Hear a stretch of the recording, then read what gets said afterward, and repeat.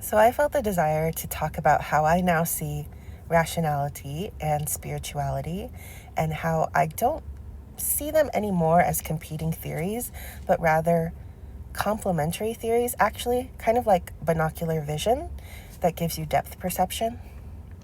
And I think the way that they seem to contradict really is if you are investigating something with the wrong method.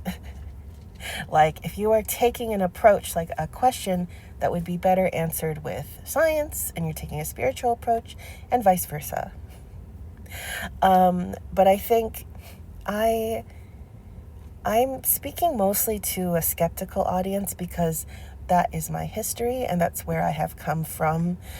My journey has been from completely rational to slowly opening up to spirituality, from seeing spirituality as a sign of lesser intelligence or discernment, and unwillingness to face the harsh truth of a neutral universe that is not human-centric, that is full of chaos and entropy, and, outside of human-made love and connection, there is no sense of justice or love or anything. And to face that is ugly, but stronger, more intelligent people will see that it's the truth and won't want to be deluded and living in a fantasy. That is my history. That is where I came from when I was up until my late 20s. Up until I was in treatment, I would say 2 years ago, I was open to spirituality only in the sense that I attempted to live and let live. I would live and let live and attempted to be open when it was explained to me and not pass as harsh judgment as some other people in my life would to spirituality. So I think that is the lens that I'm coming from and the kind of person I'm trying to not necessarily convince, but explain. Is like, I'm on the other side of this 2-year spiritual awakening. And I think because I came from such a skeptical background, I have some ability to translate a lot of these woo-woo words and get them out of this language that's really off-putting and kind of makes you shut your ears off and go ugh, and it sounds like nonsense. I think I have an intuitive sense of when that language is starting to lose people, because I was there for so long, for my whole life. And I was fighting that battle tooth and nail, and it took a lot for me to trust and open up that this isn't like stupid delusion. So, this is really who this video is for, but I think it can go either way also. So, I would say rationality and spirituality, both of these are trying to investigate our world, trying to figure out some truth about the world. And rationality is to do with oh my God, what the fuck? Material world, all 3D. And spiritual has to do with metaphysical, which I guess material can also be physical. Metaphysical. Okay. And so what are the methods? Rationality we think of with science. And this is, what do we say? Well, let me say, okay, so spiritual, the evidence is intuitive evidence, intuitive and experiential, and subjective. And science, I'm not thinking of the word right now, but basically, it's a scientific approach. That is how we create. With rational, we're investigating this material world, and our process of science that we've refined over the years. I guess we'll say science and logic also, I think. Though logic can kind of bridge the gap between the two. I think, well, I don't know. There's logic involved in spirituality sometimes, but Am I doing this on the wrong layer? Oh, fuck. Okay, that's fine. This is all one layer. I made this blue this time instead of white because I thought the colors were more calming.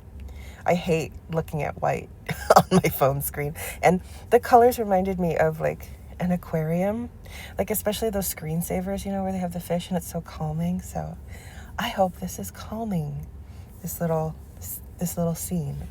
Anyway, we have the term skeptical. And the thing is, the way that is used colloquially is actually not for true skeptics. We use it to mean someone who's biased towards a rational approach, right? A skeptical person, which is kind of what I more relate to, is we are skeptical of both, of all. Engaging with the matrix problem is that both of these realms, the rational and the spiritual, we are inside of our mind the whole time, right? And so everything is filtered through this brain. And all we have is our conscious experience. And it seems that at the very least, there is like an observer, a silent observer. This is experiential. That's why it's kind of on this spiritual side. A silent observer, and then there's like thoughts going through that we're kind of watching. But there's also kind of this vague sense of control, but it's like not complete. Sometimes you can stop. Maybe I'm getting into like kind of my own subjective experience, but the rational side is premised on an assumption, which is that the evidence from our senses, these feelings and impressions that come in that seem to be from our senses, like we share a material reality. This is the assumption. Assumption.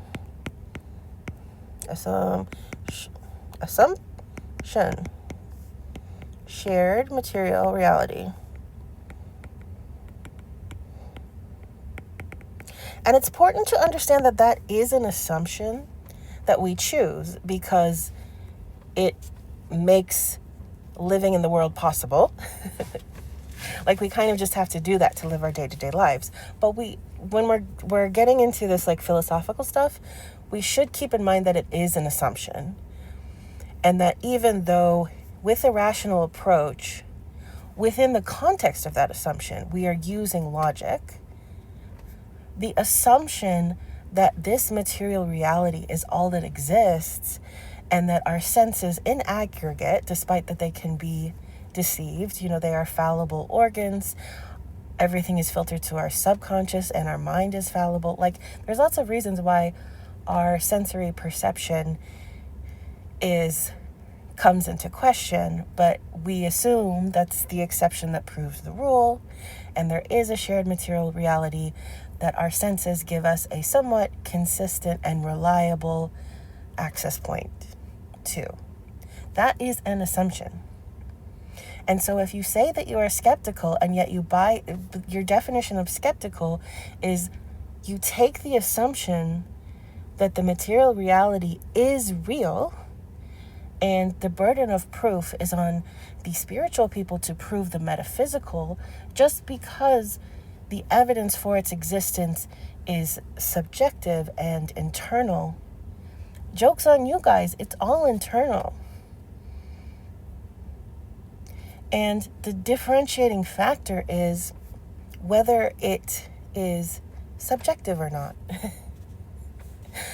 Right? Whether it is consistent between people, like, it's this science. People who fall on this quote-unquote skeptical but actually rationally biased side are looking for certainty.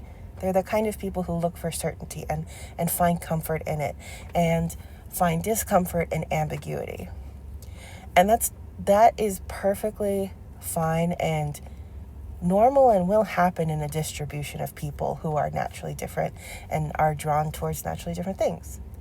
But it is frustrating when those rational people kind of look down on the subjective evidence of spirituality as though it is lesser, being very blind to the fact that their conviction is a choice and an assumption just as much as the spiritual ones. It's just that all of us choose, well, most of us, everyone having this conversation probably choose to make the assumption that the material world exists, and science is what we use to investigate that, and that world seems to have consistent rules. And so when we choose to buy into that, basically that video game or that matrix or whatever, we can see that that world that we share has rules that we can rely on. But spirituality is not just existing in that material world. And so it's interfacing, if it's interfacing with our 3D, the world that we access only through our senses, it's not going to play by the same rules, and that is not evidence that it doesn't exist. And it is a frustrating concept, especially if you are a rational person who's in the world of science, to kind of intuit that and understand, because it is so antithetical to the process of science, which is to say what is consistent and repeatable is real, and what is not is untrue, or at least we don't have the truth of. And that's why, people who are Ghostbusters, who do it like as entertainment, they often have devices or things, and they're trying to approach it from a quote-unquote science approach, although it's bullshit science. Obviously, it's not rigorous science, so it is no surprise that it would produce ambiguous results even if ghosts were something that science could investigate, which seems to be not the case. Because as I said in like a previous video vlog of mine, the fucking science nerds at those like Ivy League schools and whatever, you don't think they want to be like Ghostbusters and occult investigators? Like, that would be so fun for them. Those nerds would love that if there was any way, but there's not. So with all this, I think the best way to think about it is like when you sit with yourself, think about the fact that your consciousness is observing your mind. Your mind is within a brain. Your brain, the part of your brain that you have access to, is the conscious part. And so the stream of information and senses and thoughts are all filters through a subconscious that you do not have direct access to. And so through that subconscious, in this like game of telephone, it appears that we have sensory organs.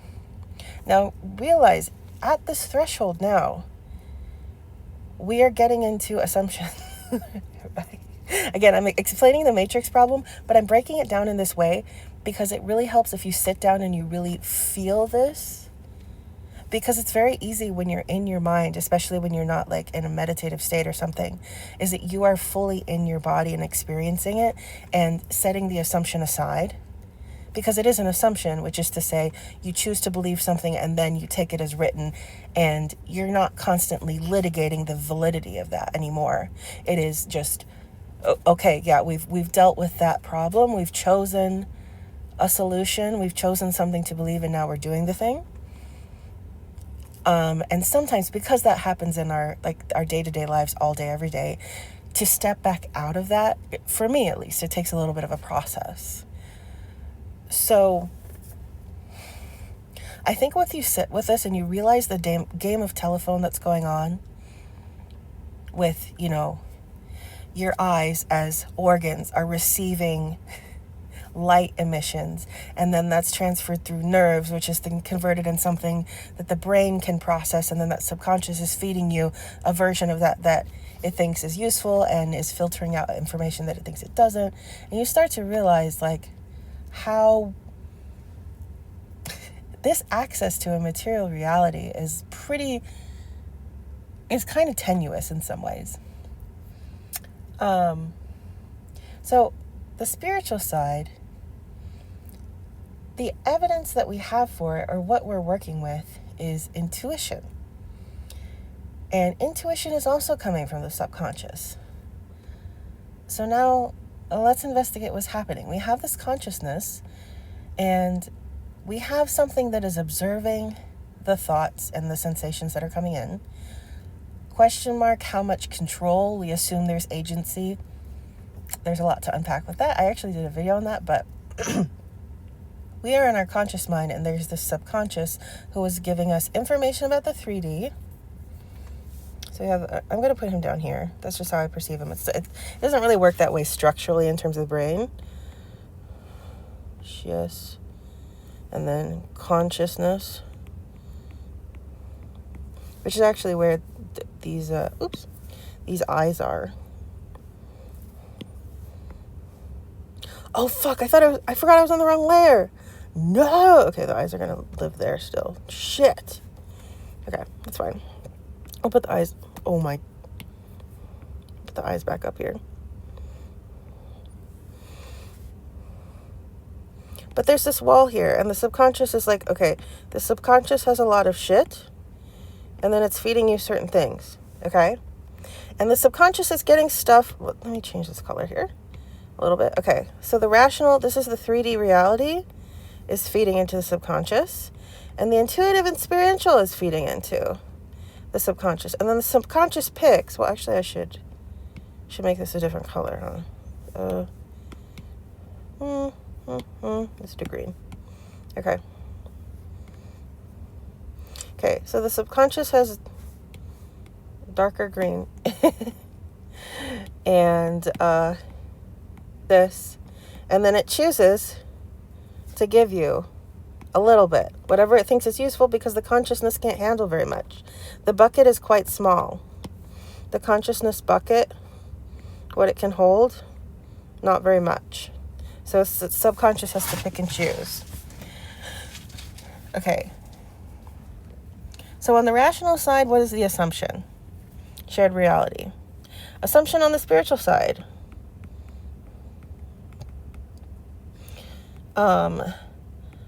Something more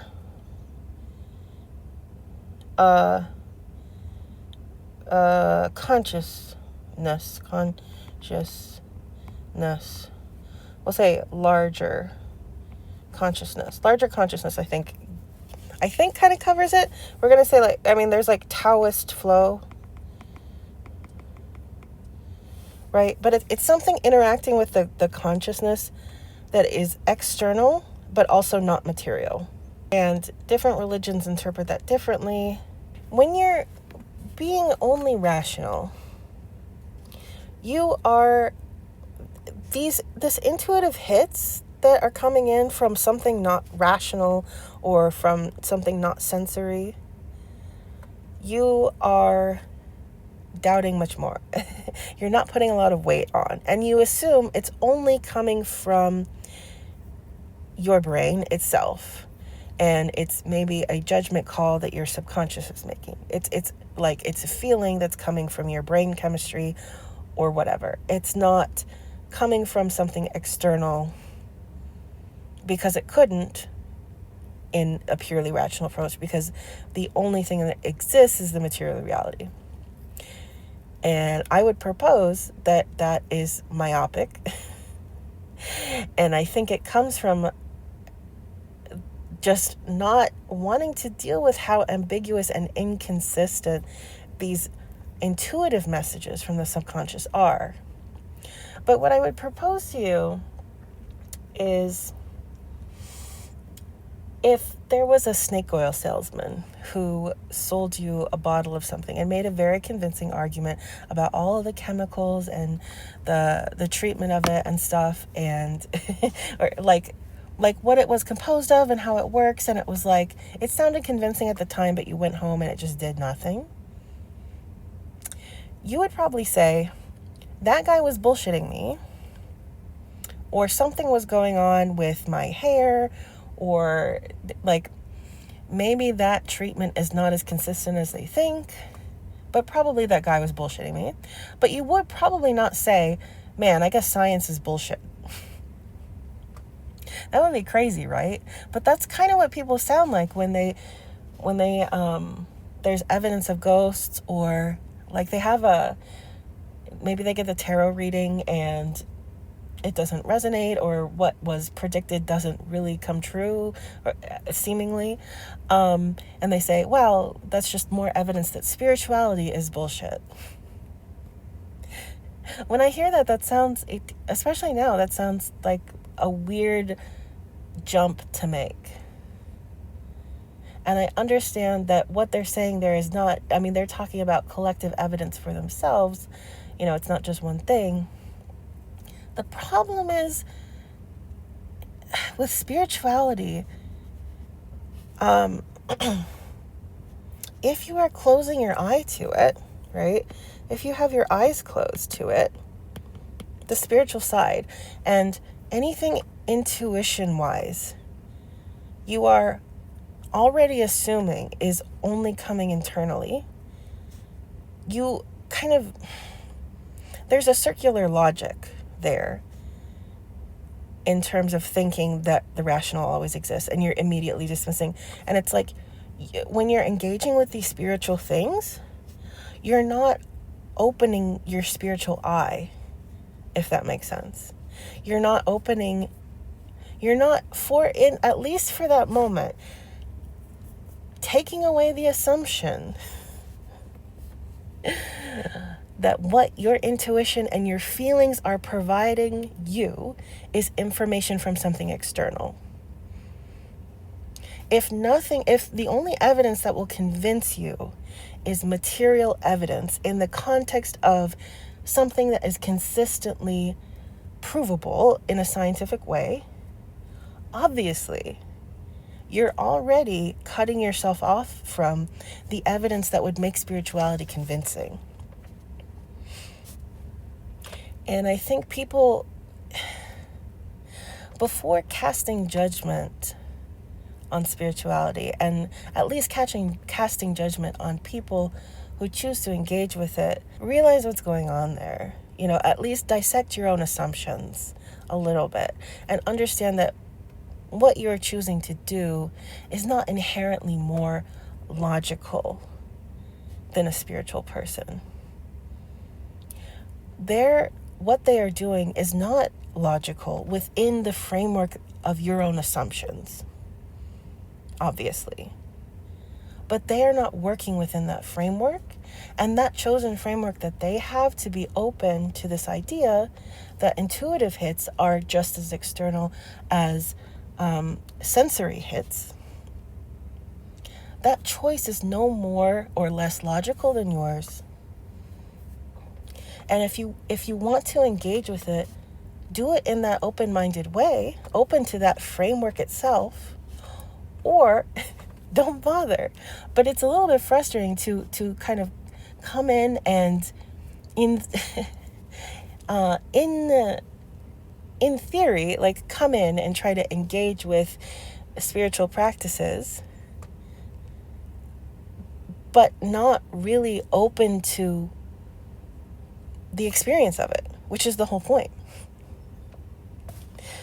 I want to take an example, and the example I'm going to have is Bashar, because I feel like no matter what, fucking Danny Gonzalez will be a point of reference for my whole life, I suspect.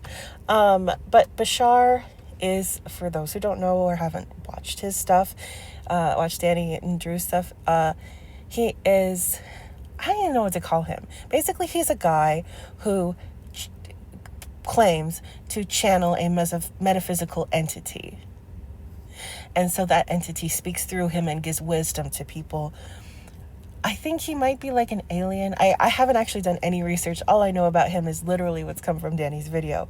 But just from what I've seen, okay, so we look at that. And I'm looking at this now from like a mostly skeptical lens. And I'll preface this by saying I think it is you should be clowning on Bashar, probably. I think it is right to clown on Bashar. However, I have different reasons for that than I think Danny or Drew might, or other people. When I approach something like that, when I'm judging a spiritual practice like that, what I am looking at is the good faith of the practitioner, their level of sincerity, and the wisdom that is being provided. So, pain points, monetized. That is not inherently a problem, but it is a point of caution. When money starts getting involved, it's not, I don't think it, I did my first tarot reading fair and I got, money for readings, and I felt ambivalent about it, but I don't think it's inherently bad. It's just, it starts to muddy the water and there can start to be a conflict of interest. So, if something is spiritually, if it's monetized, hold that in your mind for a second. Ego. Is the person talking about this as though they have special knowledge that only they can provide? This is where it starts getting like culty, right? And especially when you mix it with payment, is I need you to give me money because I can give you spiritual insight that you don't have. And that's not coming from a place of like lived experience, like, a wise teacher. It's like, no, I have a special direct access to the divine because I was chosen. That's usually, that's when the ego gets in, is like, I am a special person who has more direct access to wisdom that you don't necessarily, and I am the mediator, and therefore to get access to it you have to pay me. Now, the other thing to consider, so all of that still is circumstantial evidence. It's hard to judge whether people are acting in good faith. Look at the wisdom that they're giving. And this goes to Eddie Burback's video, but also AI psychosis in general. When we're talking about delusion, what we need to focus on is this creating connection or disconnection? Because fundamentally, spirituality and religion is about connecting on a very human level, connecting to others through what feels like the human spirit, right? If we are tapping into the collective unconscious, and often like a frequency of love or, whatever else, it's all about the connection. And so if a delusion is creating a sense that a person is other or special or like has special knowledge, that's kind of antithetical to the kind of spirituality that I think has utility and is more genuine. Right? So do you see how in this analysis of Bashar, I still come to the conclusion that I'm ambivalent about whether he is actually cynical. I kind of am tempted to say that he believes it because in my own experience, I don't know if this comes from like my neurodivergence or mental illness. I have at times felt like I don't feel it as like one entity. I kind of imagine it like my body is a shell, and within the shell also is part of my mind. And then I see this like a gray ball, but it's like goopy. It's like made of clay or something. It's just suspended. And then it's like writhing with like different faces and things. And it's like different people. If you imagine Voldemort like coming out of Quirrell's face, but it's like not one face. It's like many faces and they're roiling. And sometimes they will, like a face will just emerge and stretch out and then like slot into the face of the shell that is my body and start talking. And then it will pull out.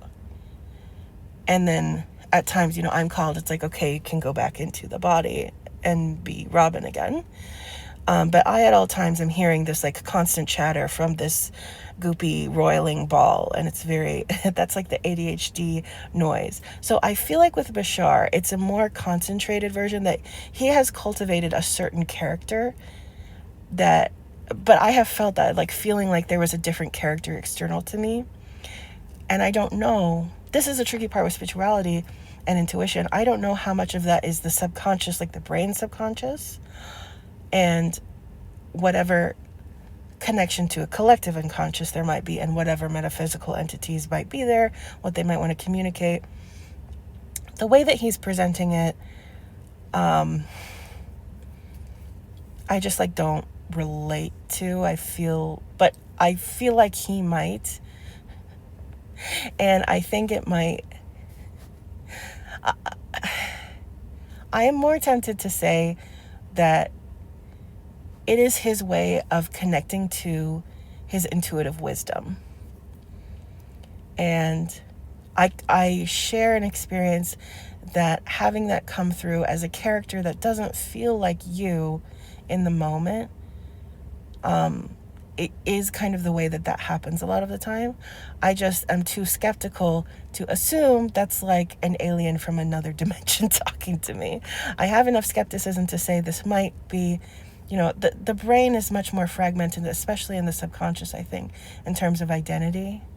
I think the consciousness kind of creates an identity, but realistically, it's not that.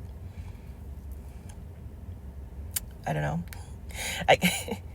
The interesting thing is, this also has to do with the way people think. Sarah Schauer was talking about how she doesn't have an internal monologue. I think Hank Green also is the same way. Interesting, and is pinging my insecurity a little bit that both of those people are like people I look up to in terms of their intellectual pursuits and intelligence. Anyway, it's fascinating to me because my internal monologue is so fundamental to my internal experience consciously. I cannot even fathom it being off. Like, I don't know what thoughts would even be. And it's interesting that humans, though we're the same species, our internal experience can be so dramatically different. And yet, we're the same kind of animal, and we can still relate to each other very easily. So I guess the critique I have of Bashar, first of all, is the monetization structure feels a little bit... The certainty with which he has about the character Bashar, and his certainty about it being received wisdom from something higher, and not willing to admit that something like that would still be filtered through the subconscious, at least in my opinion. And there's a huge sense of ego. And so the only thing that I would really take from Bashar is just to look at what he's saying at face value, just like the words that he's saying, and there might be wisdom in it. But also I'm skeptical enough to say, I don't know, maybe Bashar is real. Maybe he's real and I'm overanalyzing my own internal experience. I don't know. But see, that's because that's what real skepticism is questioning both sides. Questioning yourself, always questioning, and being comfortable with the fact that you are never going to know the answer. You're always going to just have a hypothesis. And I think people, if you are scientifically minded, I feel like you should relate to this more, because scientists as well never know the right answer, right? Looking back at history, it's always a hypothesis. You're always iterating. And the same is true spiritually. We're just making our best guess. And just because one individual thing is hooey to you, or maybe even objective, like utility-wise, or people are being bad faith, manipulative, malicious, disingenuous, that is really where it comes in. And that can be true in science as well. People can be deceptive, right? The real issue is not whether rationality or spirituality is true. It's the good faith of the person trying to investigate the truth and then communicate it. Because we don't know jack shit either way. We're all just here trying to figure out what we can in this tiny, tiny limited life that we have. And we have, in my mind, we have these two facets of approach that are compatible.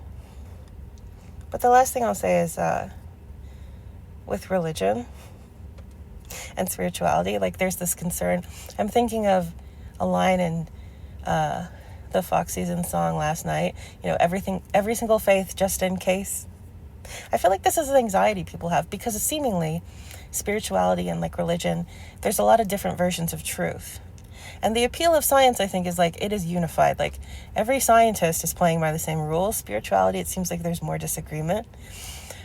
And I think that there's validity in that argument. I'm clocking it. I'm acknowledging it. However, my cope and my hope, the metaphor I use is like a white light that is filtered through a prism, which then becomes a rainbow.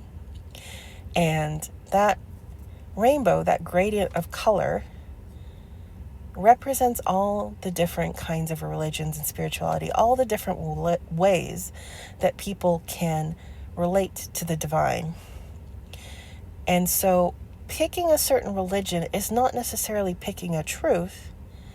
It's picking a frequency that your mind and body, quote unquote, resonates with, that will give you that feeling of connection to that white light, which is the ultimate truth in this metaphor. So, because especially in spirituality, we are dealing with ambiguity already. But my thought, if you look at a lot of religion and spirituality, there is kind of a core of truth that runs through all of them. And that's why obviously there's war and strife and like horrific things going on. But like humans are often able to find common ground. And there is this common thread of love and connection and compassion through all religions, all practices of spirituality. Like it does feel like there's something core. And my cope is the differences have to do with, the messiness of being humans on earth, human animals on earth. If you could filter it all out, I think it would become this white light, this centralized truth. And, oh my God, I'm going to give another analogy. I'm so sorry. One last analogy. There is the allegory of the three blind men who are trying to describe an elephant. And they have different parts that they're assigned to, or like they're touching different parts. So one of them touches the ear, and they're like, an elephant is like a piece of leather, like a piece of leather or maybe parchment, but thicker. And one person has the tail, and they say, an elephant is like a tail, but with like a hairy little piece on the end. And the third guy is touching the leg. He's like, an elephant is like a tree trunk. All of them are right, and all of them are wrong at the same time.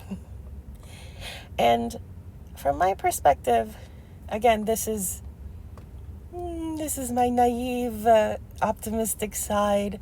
I just imagine that our homework as humans, we each have a little part of the elephant, our truth, that we're investigating. And the more that we share that with each other, the more that we'll get a sense of this elephant, like the whole elephant. The tricky part of that is, I'll be looking at my elephant part and I'll be going, it kind of looks like this. And then there might be another person who has a whole different part of the elephant. They're like, well, no, it kind of to me looks like this. And what normally happens, and this is very normal, it has to do with human ego and also the desire for certainty, will say, you're wrong. You're not even close. What you're talking about is totally off the wall. This has nothing to do with what I see. How could it possibly be right? It's totally different. We have to hold space for both to be true at once. Dialectical, even if it seems contradictory. And if we're being very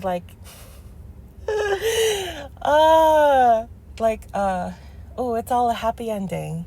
The idea is all of us, when we all hold space for that, the picture will start to emerge. And we'll see the points of connection, and we'll see how it all comes together. Even though each of us has this tiny little piece to reveal. And I think, art doesn't have to be spiritual. I want to stress that because, again, 4 billion people, and the word that humans have that for art is like this huge umbrella that covers a lot of different things. But I feel like a lot of artists resonate with something that feels like a spiritual kind of experience. When I am channeling what's coming through and the art that I'm creating, and I feel like, the language I want to use is like what I'm meant to make, what I need to make. That is my piece of the elephant. And that is the best way that I, as Robin, can convey that. I think writing will also be a piece. I resent being called a writer. And I know that's annoying. I have hang-ups from childhood why that is the case. I want to be an artist, taken seriously as an artist so bad.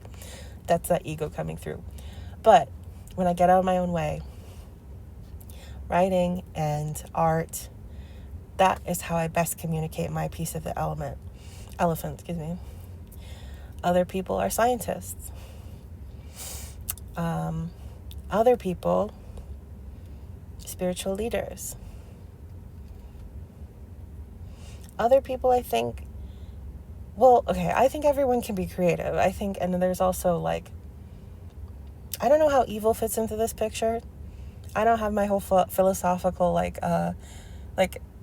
my theory of everything figured out, and evil is a big problem for me. But I think evil gets in the way of this process. It is what sabotages people, and people are not able to be creative, which I think is not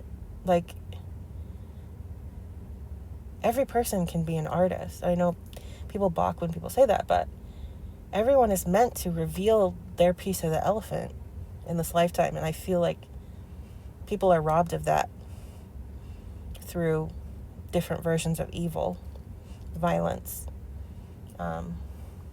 poverty. I don't know why evil is allowed to exist. There's a lot of questions there. Anyway. This video is how I see the part of my elephant. And I hope that even if it doesn't fully look like, I think my piece of the elephant is on a conjoined point. So I see it as the leg and then the body, and I'm kind of right at that connection point. I think I kind of exist in two worlds, and maybe part of my journey is to try to bridge that gap a little bit. Maybe this will contextualize some part of your version, some part of your piece of the elephant.